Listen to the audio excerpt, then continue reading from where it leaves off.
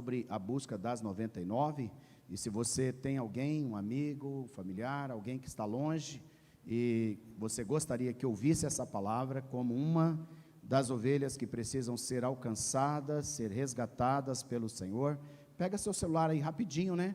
Vai lá na nossa página no YouTube, Imel Cuiabá, e manda para o seu colega, manda para a sua família, manda para o seu grupo, né, para que a gente possa também levar essa palavra um pouquinho mais longe do que nós só temos tido até agora aqui no prédio. E esse é um recurso que Deus tem dado a nós, então, que a gente possa estar compartilhando, né? Então, compartilha lá com o pessoal, né? Eu percebo que, acabei de compartilhar aqui no grupo da minha família, né?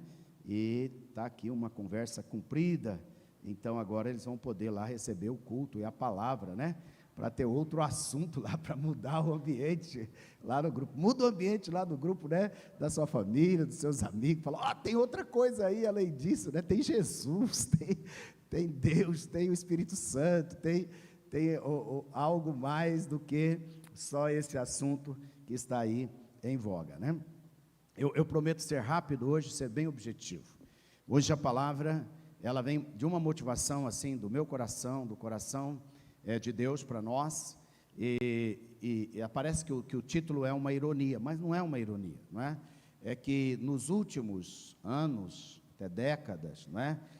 Eu percebo assim que a igreja, ela está cada vez mais sendo atacada, e percebe bem, nós estamos muito preocupados com uma perseguição tipo política, né? Estamos muito preocupados com isso, mas nós estamos sofrendo de uma outra perseguição, nós estamos sofrendo de uma outra coisa, que é de dentro para fora. Não é uma questão do que está acontecendo lá fora, é uma questão que está acontecendo dentro de nós, como parte da igreja de Cristo. Nós nunca tivemos um tempo de um número tão grande, né, de pessoas chamadas, por exemplo, desviadas, desigrejadas, né, pessoas que já viveram a vida da fé, mas que voltaram para o mundo, para viver uma experiência daquela que eles já tinham saído dela, e hoje voltaram para essa experiência. E as pesquisas mostram assim, né, que os números das pessoas que hoje estão cultuando, que estão na igreja, é muito menor do que o número, já é bem menor do que o número das pessoas que estão afastadas, estão longe da igreja. E sem falar que muitos de nós que estamos na igreja, estamos vivendo um cristianismo, somos considerados como evangélicos nominais. Nós nos dizemos evangélicos, mas praticamos pouca coisa quanto a isso. E ao ler essa história, né, essa parábola do Senhor Jesus, né, sobre a ovelha perdida, veio algo profundamente ao meu coração que eu quero compartilhar com você. Então, o texto de Lucas 15, 4-7 diz: qual de vocês é o homem que, possuindo 100 ovelhas e perdendo uma delas, não deixa no deserto as 99 e vai em busca da que se perdeu até encontrá-la? E quando a encontra, põe-na sobre os ombros cheios de alegria, e indo para casa, reúne os amigos e vizinhos, dizendo-lhes: alegrem-se comigo, porque já achei a minha ovelha perdida. Digo a vocês que assim haverá mais alegria no céu por um pecador que se arrepende do que por 99 justos que não necessitam de arrependimento. Olha só, essa história, né, que conta a história de um homem. Esse homem aqui, você sabe quem é, né? Ele está falando de quem? Dele mesmo, o próprio Senhor Jesus, o pastor das ovelhas, o pastor das nossas almas. E ele está dizendo: olha, imagina só, se quando uma se perde, ele deixa as 99, então ele vai atrás dessa uma. Ou seja, o coração dele é compungido, o coração do pastor, ele é tocado, o coração de Jesus, ele é quebrado, ele é quebrantado, quando? Quando uma ovelha se perde. Agora você imagina como está o coração de Jesus hoje, como está o coração do Pai hoje, como está o coração do Espírito Santo hoje, quando ele não tem uma, ele não tem o percentual de 1%, nós estamos falando de um percentual, de um número muito maior do que 1%, nós estamos falando de um percentual de muito mais pessoas que estão longe, que estão fora, que estão perdidas, não é? E muitas delas estão perdidas fora, e outras de nós estamos perdidos aonde? Dentro da própria igreja. Não nos encontramos mais com o Senhor Jesus, não nos encontramos mais com o Pai, não nos alegramos mais com Ele, não falamos mais com Ele. Nossa vida, de relacionamento, de oração, de palavra, de devocional, de amor por Deus, tem se esvaziado, tem ficado cada vez menor, cada vez com menos intensidade. E aí eu pergunto, você algum dia já falou com Jesus? Você algum dia já chegou para Ele e perguntou, Jesus, como está seu coração em relação a essa situação? Como está seu coração, ó Pai, em relação a essa situação da tua igreja? Se nós pudéssemos fazer essa pergunta para Jesus e para o Pai, qual a resposta que nós teríamos? Qual a resposta que nós teríamos dele? Olha, eu quero dizer para vocês, se o nosso coração de pastores, homens, mulheres, pastoras, de líderes da igreja, ficamos muitas vezes entristecidos, ficamos muitas vezes partidos, quebrados e quebrantados, eu fico pensando, como está o coração de Jesus? Como que está o coração do Senhor? Se Ele deixou todas as outras para ir atrás de uma, como que está o coração de Jesus hoje, quando nós temos quase que uma inversão disso, não é? Aqui a inversão não é uma ironia, a inversão aqui é que às vezes Ele tem que deixar uma e ir atrás das 99, não é? Minha oração hoje, a oração do nosso coração aqui, a oração dessa igreja, a oração dos líderes dessa igreja, é que você perceba que há um clamor no coração de Jesus pela sua vida, há um clamor no coração de Jesus por você, há um clamor no coração de Jesus para que você venha de volta para estar com Ele, você venha de volta, não só para ter uma presença nos cultos, mas para ter uma presença na presença dEle todos os dias, não só para você estar nos cultos, que já é uma enorme, grande bênção e grande avanço, quando nós conseguimos cultuar, quando nós conseguimos nos reunir como povo de Deus, mas mais do que o domingo, é na segunda, é na terça, na quarta, e durante toda a semana, nós temos realmente o Senhor Jesus conosco, presente nas nossas vidas, e nós presente na vida dEle. Um relacionamento de amor, um relacionamento de graça, um relacionamento de fé. Então este homem, possuindo 100 ovelhas e perdendo uma delas, não deixa no deserto as 99 e vai em busca da que se perdeu até encontrá-la. Você sabe o que é gostoso nisso? O Senhor está indo atrás, o Senhor está indo, e o Senhor te encontrou. Diga comigo, o Senhor me encontrou, o Senhor continua me encontrando, aleluias. Esse é um tempo de nós experimentarmos disso. E falando sobre o coração desse pastor, diz em Mateus 9, 35, 38, e Jesus percorria todas as cidades e aldeias, ensinando nas sinagogas, pregando o evangelho do reino, e curando todo tipo de doenças e enfermidades, e ao ver as multidões, se compadeceu delas, porque estavam aflitas e exaustas, como ovelhas que não têm pastor. A palavra aqui diz que ele se compadeceu, ele teve compaixão. Compaixão é ter um coração quebrado, quebrantado, partido por aquilo que estava acontecendo. Quando Jesus ele olhou para aquela situação, ele viu que era uma situação difícil, porque elas estavam aflitas e exaustas como ovelhas que não têm pastor. Todos nós, quando vamos afastando de Jesus, todos nós, quando vamos nos afastando da presença e da comunhão de Jesus, o que vai acontecendo conosco? Nós vamos ficando aflitos e exaustos. nós vamos perdendo a alegria, nós vamos perdendo o sentido da vida, nós vamos perdendo o prazer, nós vamos perdendo a força, nós vamos perdendo a coragem. Por isso que Jesus disse: olha, quando eu olho para essas pessoas, eu percebo que elas estão igual a ovelhas sem pastor.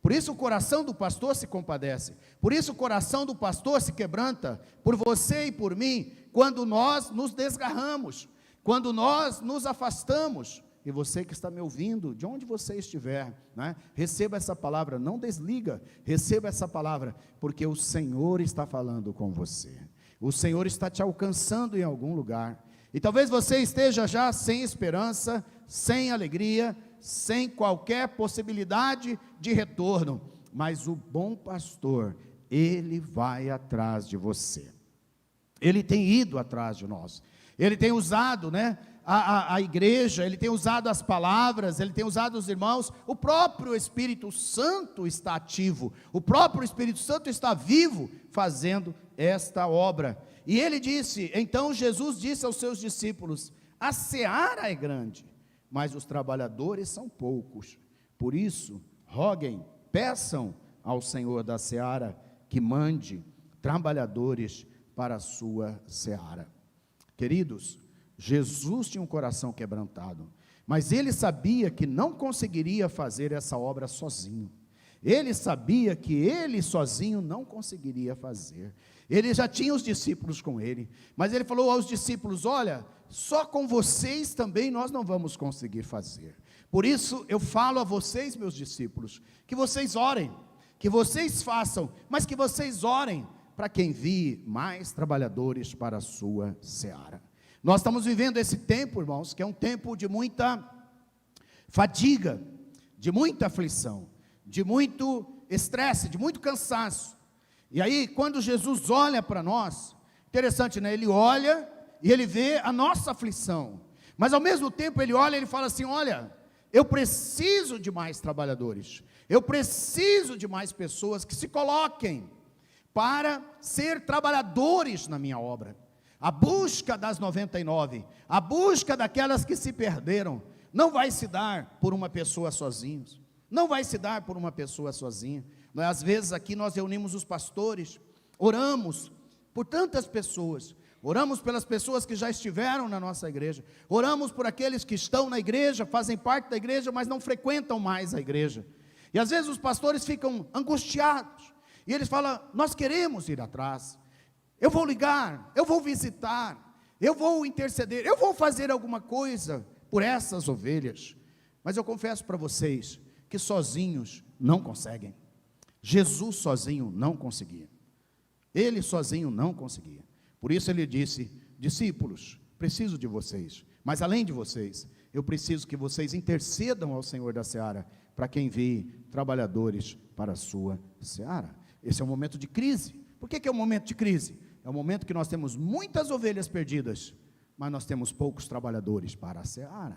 Então nós estamos vivendo uma sobrecarga, nós estamos vivendo um momento de grande aflição nos nossos corações como pastores, mas nós cremos no Senhor Jesus, nós cremos na suficiência do Espírito Santo, nós cremos que Ele é o dono da igreja, e que Ele está agindo onde nós não podemos chegar, que Ele está indo onde nós não podemos ir, que Ele está fazendo aquilo que nós não podemos fazer, e que Ele está visitando você, através do amor que Ele tem por você, e porque Ele é onipresente, Ele está presente em todos os lugares, Ele é onisciente, Ele sabe de tudo o que acontece com você, e Ele é onipotente, Ele tem poder para fazer todas as coisas que você precisa, ou que a igreja do Senhor precisa. Mas eu quero dizer para você que nós estamos nesse tempo de grande compaixão, e eu quero rapidamente falar sobre 3 grupos na vida da igreja. Nós estamos sofrendo profundos ataques, começando pelas nossas crianças. Durante todo o tempo, a humanidade teve nas crianças o futuro de uma nação, o futuro de um povo, de uma raça. As crianças guardavam a esperança, a pureza, a alegria e a inocência. Mas hoje, o percentual de crianças doentes é enorme, enorme. Mais da metade de nossas crianças estão adoecidas, não somente fisicamente, mas das suas almas. são vítimas de abusos de todos os tipos, desde os sexuais, que deixam sequelas terríveis na psique de nossas crianças, ao abuso de violência física, violência verbal, o abandono, a rejeição, a ausência de amor fundamental, que vai gerar adultos inseguros, medrosos, ansiosos e angustiados. Ao contrário, a presença do amor fundamental gera adultos otimistas e que creem que a vida é boa e que vale a pena viver. O índice de ansiedade nas crianças está ultrapassando a 20% da população infantil. Os distúrbios emocionais somam outro percentual grande. Nós nem temos ideia da quantidade de síndromes, de distúrbios que estamos vivendo e estamos descobrindo hoje nas nossas crianças. 40% de nossas crianças vêm de lares de pais separados e foram criados somente com a participação de uma pessoa, às vezes mais a mãe ou os avós. Uma ferida paterna está escancarada, sem falar do que os que têm pais fisicamente presentes, mas emocionalmente ausentes. Eles estão com o corpo presente, mas seus corações, sua mente, seu espírito não está presente na casa, não está presente na vida das crianças, não participam em quase nada da vida dos seus filhos. E há um texto de Mateus 19, 13 a 15. Então trouxeram algumas crianças a Jesus, para que ele lhes impusesse as mãos e orasse. Mas os discípulos os repreendiam. Irmãos, quando eu estava lendo essa palavra, fui profundamente tocado pelo Senhor. A palavra diz que então trouxeram. Sabe por que então trouxeram? Porque criança não vem sozinha. Criança não vem sozinha para a igreja. Criança não vem sozinha para os cultos. Crianças não vão sozinhas para as células. Crianças não vão sozinhas a Jesus. Elas precisam que alguém as leve a Jesus. E minha pergunta é: o que nós pais e mães temos feito em relação aos nossos filhos? O que nós avós temos feito em relação aos nossos netos?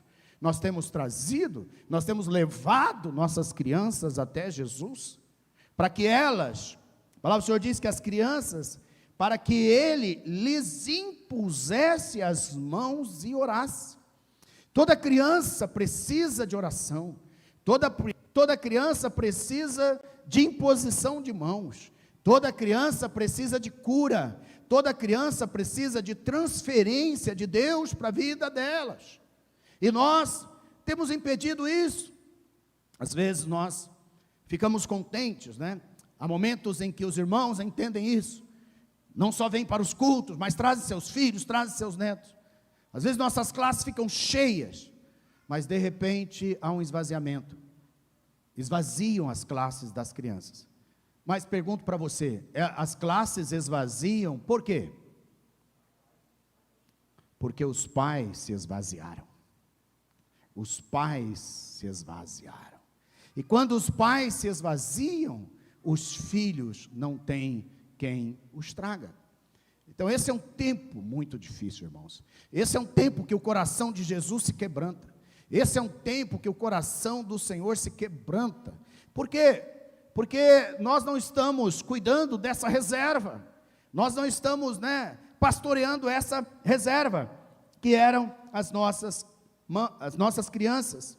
Jesus, porém, disse: deixe os pequeninos e não os impeçam de vir a mim, porque dos tais é o reino dos céus. E tendo-lhes imposto as mãos, Jesus impôs as mãos sobre as crianças. Olha aqui para mim, você que é adulto, Jesus era um adulto, sim ou não? Qual a última vez que você impôs as mãos sobre uma criança?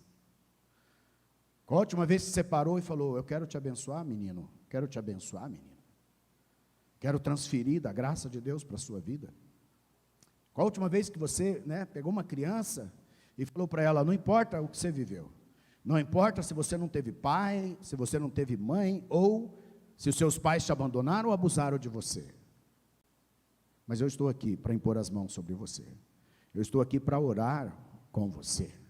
Às vezes nós estamos tão dissociados do coração do pastor de Jesus, que não vemos a necessidade das nossas crianças. Mas hoje o Senhor está aqui para falar conosco, que as crianças também fazem parte das 99. As crianças também fazem parte desses que precisam do reino de Deus, desses que precisam receber oração, desses que precisam receber imposição de mãos. Imposição de mãos de quem? Do Senhor Jesus. E você e eu somos a pessoa de Jesus hoje para impormos a mão. Então, novamente, aqui nós vemos o coração de Jesus para com as crianças. Elas foram trazidas a Jesus para que ele fizesse isso e abençoasse as crianças. Repreendiam, os discípulos repreendiam os que traziam as crianças, talvez expressando o menor valor dos pequenos, mas o coração de Jesus se manifesta repreendendo aos discípulos. O ministério com crianças é um dos menos desejado e valorizado. Muitos irmãos e irmãs acham que é um trabalho de menor importância. E com isso, muitas vezes, nossas crianças estão se perdendo. Mas eu quero dizer para você, que a maioria dos pastores da igreja receberam seus chamados ainda na infância ou na adolescência. Os profetas e reis da Bíblia, uma grande parte dele teve seu chamado na infância, como Samuel, Davi na adolescência, Moisés na infância. E eu quero te dizer, faça alguma coisa pelas crianças, ore por elas, ministre na vida delas, invista seu tempo e sabedoria para colocar um depósito dentro delas. Amemos e valorizemos nossas crianças. O Senhor Jesus está com o coração cortado. Eu não sei qual é o índice hoje dos abusos sexuais infantis, mas deve ser aterrador e grande. O abandono, a rejeição, a tristeza e o uso das nossas crianças. E não adianta nós falarmos que isso tem a ver com o Estado, que isso tem a ver com as leis de proteção da criança, que isso tem a ver com o estatuto da criança e do adolescente, que isso tem a ver com a delegacia da infância e da adolescência. Quero dizer para você, isso tem a ver com a igreja de Jesus. A salvação das nossas crianças tem a ver com a igreja de Jesus. A salvação dos nossos adolescentes, dos nossos jovens e dos adultos tem a ver com a igreja do Senhor Jesus. Por isso o pastor está dizendo hoje, venham a mim, eu quero vocês como minhas ovelhas, como ovelhas do meu rebanho, como ovelhas do meu pasto. O segundo grupo que está aí, eu não vou entrar em grandes detalhes, que são os adolescentes e jovens, mas aqui tem para você ler uma pesquisa séria, feita pela One Hope. One Hope é uma entidade já de muitas décadas, norte-americana, chama Uma Esperança, que pesquisa, eles fizeram essa pesquisa com adolescentes e jovens da América Latina, e mostra a seguinte realidade. Essa pesquisa foi em 2020, um pouco antes ali da Covid, e tem um grupo de 1.673 adolescentes, e 16% deles se identificaram como evangélicos. Olha só, cristãos comprometidos, apenas 2% dos entrevistados eram cristãos evangélicos comprometidos, ou seja, dos 16% evangélicos, 1 em cada 8 eram jovens comprometidos. Eu fico olhando para essa pesquisa e eu fico pensando, e a nossa realidade? Quantos dos nossos adolescentes e jovens são comprometidos? Comprometidos aqui, olha só, acredita-se nessa pesquisa que um cristão comprometido acredita que pode ter um relacionamento pessoal com Deus, ora e lê a Bíblia semanalmente, acredita no Filho de Deus, acredita que o perdão só é possível através de Jesus Cristo, acredita que a Bíblia é a palavra de Deus, e 93% frequenta a igreja pelo menos uma vez por semana.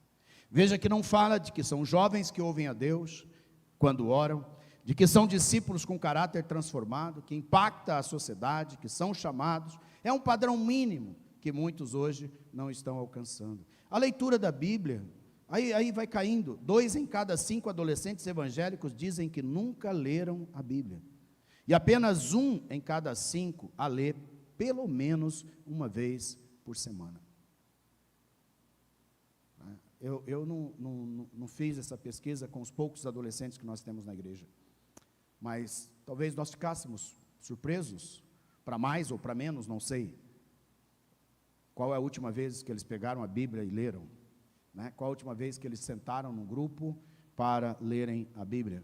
Frequência à igreja, quase 3 em cada 10 adolescentes evangélicos dizem que nunca vão à igreja.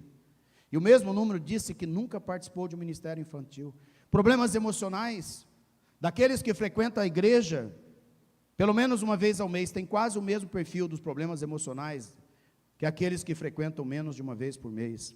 E aí vem aqui, nos últimos 3 meses, eu me senti solitário, mais da metade, experimentei muita ansiedade, quase a metade, fiquei deprimido, 35%, tive pensamentos suicidas, 26%, tentei suicídio, 9%.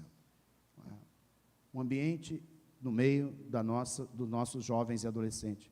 Sexualmente ativo, 1 em cada 3 jovens solteiros foi sexualmente ativo nos últimos 3 meses. Nos adolescentes, 1 em cada 6 foi sexualmente ativo. Os evangélicos comprometidos são tão sexualmente ativos quanto os evangélicos nominais. Tempo online. Os adolescentes passam uma média de 7 horas e meia online por dia, o que está na média global. Mas uma parte passa em média 13 horas e meia por dia. O maior uso da internet está bem relacionado às lutas pessoais com saúde emocional. Quanto menos saúde, mais dependência da internet. Quanto menos saúde nosso adolescente tem, mais ele depende de ficar horas e horas e horas na internet. Pornografia. Metade dos entrevistados evangélicos dizem ter visto pornografia recentemente. Quanto mais estão online, mais eles veem. Quanto menos estão, menos probabilidade. Gênero, isso me assustou. 31% dos adolescentes acreditam que o gênero é baseado principalmente no sexo com o qual a pessoa nasce. 64% acreditam que é baseado em sentimentos pessoais ou atrações sexuais. Eles não acreditam que o sexo é definido por Deus, mas eles acreditam que o sexo vai ser definido à medida que vivem e que experimentam ou que decidem. Uma situação muito complexa. 7 em cada 10 adolescentes acreditam que o casamento não deve ser exclusivamente entre um homem e uma mulher. 1 em cada 4 admite ter sido sexualmente atraído por alguém do mesmo sexo nos últimos 3 meses. Visão bíblica do sexo e casamento. Apenas 3% dos adolescentes têm uma visão bíblica do sexo e casamento. Os evangélicos são mais propensos a manter essa visão. No entanto, menos da metade acha que deve ser um compromisso para toda a vida. E apenas cerca de 1/3 diz que o casamento deve ser heterossexual. Menos de 1/3, 30%, dos evangélicos dizem que o sexo deve ser reservado para o casamento. E por último, as famílias. 53% dos adolescentes moram com ambos os pais. 40% vivem com um dos pais ou outros membros da família. Alguma coisa precisa ser feita. Esta é a nova geração. O Senhor chamou os seus discípulos, aprendizem para estar com Ele, quando quase todos estavam na faixa etária de jovens e adolescentes. Pedro era um dos mais maduros, e depois Paulo, que vem mais velho. Nós estamos na iminência de perder ainda mais os valores cristãos. Nós resistimos nesses dias, mas não é por esse ou aquele posicionamento político, é porque perdemos nosso rumo como igreja.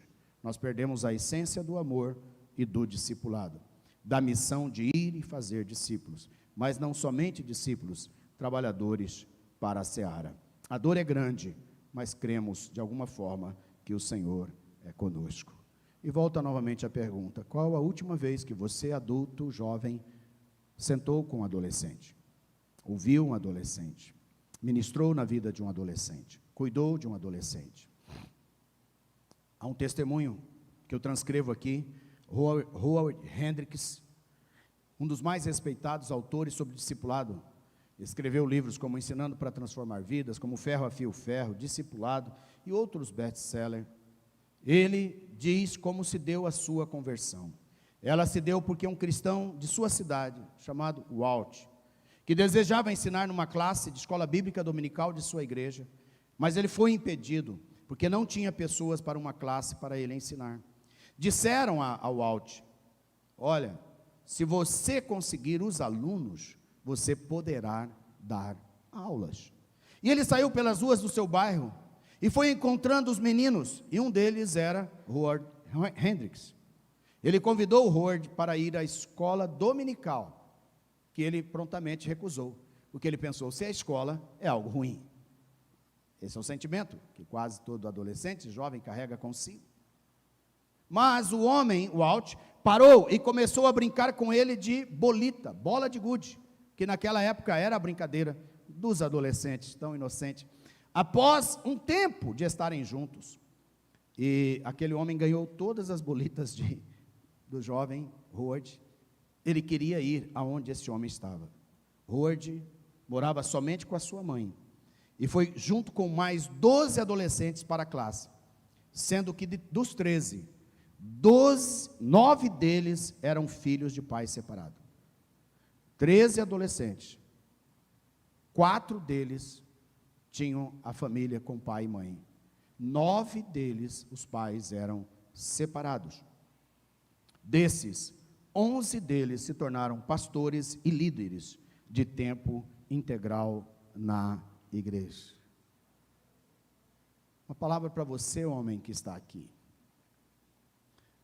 Deus tem feito um depósito nas nossas vidas por anos, para algum de nós por décadas, colocado dentro de nós seu caráter, a sabedoria, o Espírito Santo, a palavra de conhecimento, tem colocado dentro de nós uma vida próspera, firme, homens de honra, homens firmes.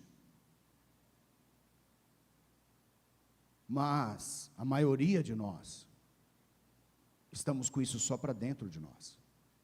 Nós estamos de alguma maneira sonegando dessa geração aquele depósito que nós recebemos da parte de Deus. Esses filhos sem pais, esses filhos de pais ausentes, esses adolescentes e jovens hoje estão clamando por uma paternidade. Aonde você está, irmão? Aonde você está, irmã, quando diz respeito também às meninas adolescentes? Todo esse depósito que o Senhor tem feito, tudo isso que Ele tem colocado dentro de nós temos tornado uma geração de adultos extremamente egoístas. Nós só pensamos no nosso conforto, nós só pensamos na nossa dignidade, nós só pensamos nas coisas para nós, nós só pensamos em construir as coisas para nós. O máximo que nós vamos é cuidar da nossa família. Mas existe um grupo, perdidos, ovelhas perdidas, sem pastor, sem um homem, sem uma mulher madura para dirigir, para conduzir, e não tem expectativa nos governos, seja de direita ou seja de esquerda. Nosso fundamento é a verdade da palavra do Senhor Jesus. Eu, quando li o testemunho desse homem, eu fiquei muito constrangido, porque há muitas décadas que o Senhor coloca jovens perto de mim, e eu tenho procurado durante todas essas décadas investir neles. Alguns deles, dezenas deles já se tornaram pastores e líderes. Eu queria dizer para você, meu querido, quem sabe o Senhor está falando com você hoje. Às vezes você fica aí, mas eu não consigo liderar uma célula, eu não consigo fazer isso, eu não consigo fazer aquilo. Mas será que não tem um grupo de jovenzinhos perto de você?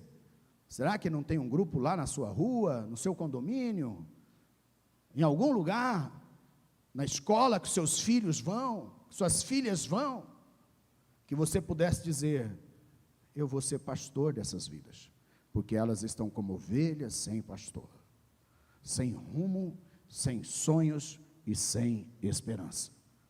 Nossos jovens estão muito perdidos. E às vezes nós queremos delegar para quem? Para outros jovens? Para outros adolescentes? Que também tem muito pouco para dar? E nós deixamos de fazer. E por último, os adultos. Os valores do mundo dominou o coração dos adultos.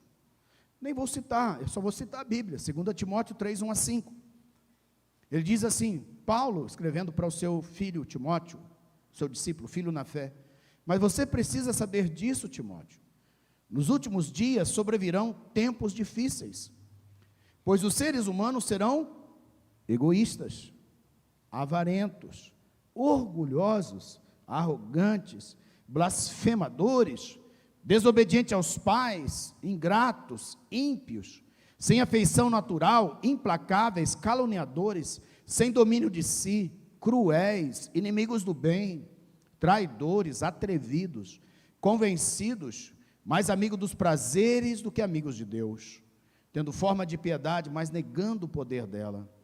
E ele recomenda para Timóteo: olha, é difícil, fica longe desse pessoal.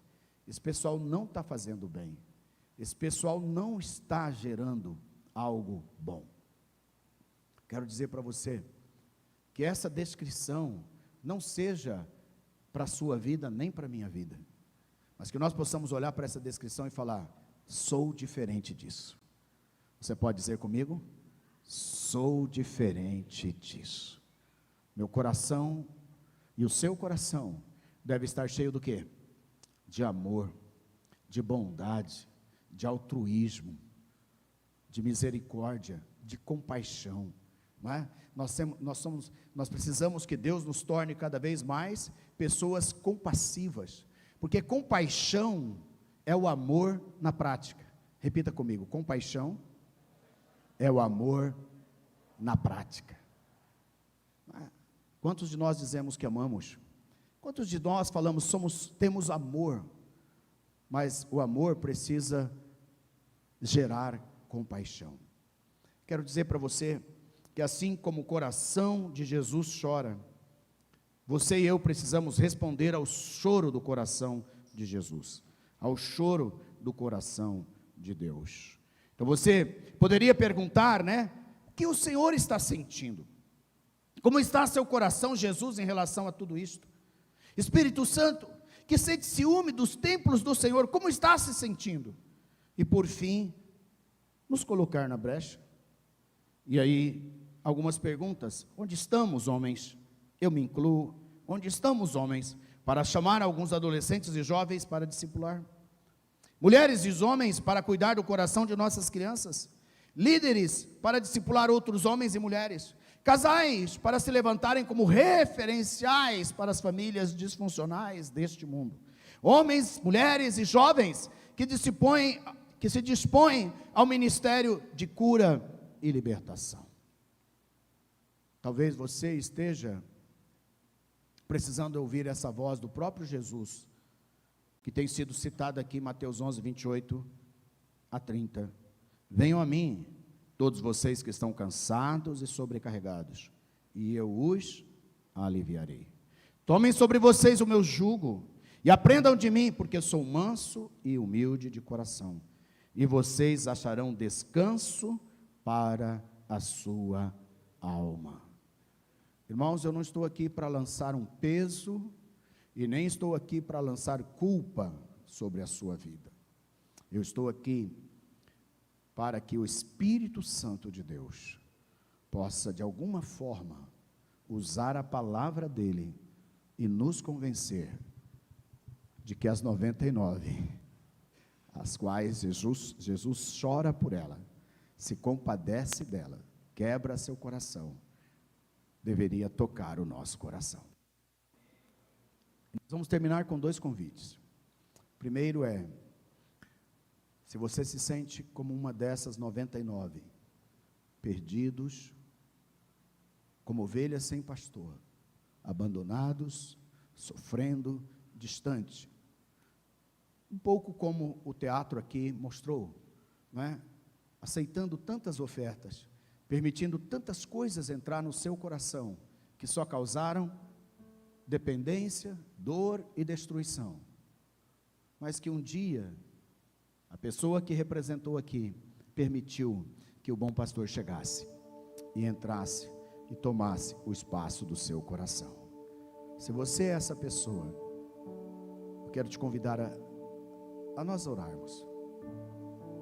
Enquanto o som toca, você que está recebendo esse convite, eu queria que você, de alguma forma, se manifestasse.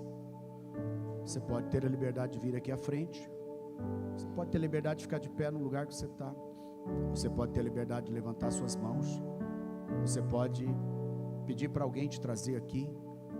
Nós vamos orar com você, porque o Senhor está em busca das 99. Você sabe por quê que isso é poderoso?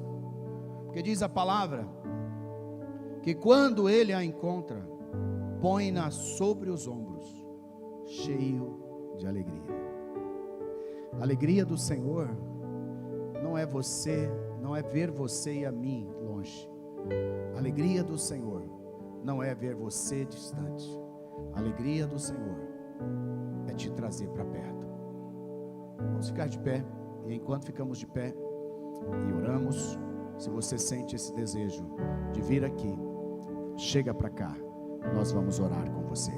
Chega para cá, nós vamos ministrar na sua vida. Os irmãos do louvor, pode chegar para a gente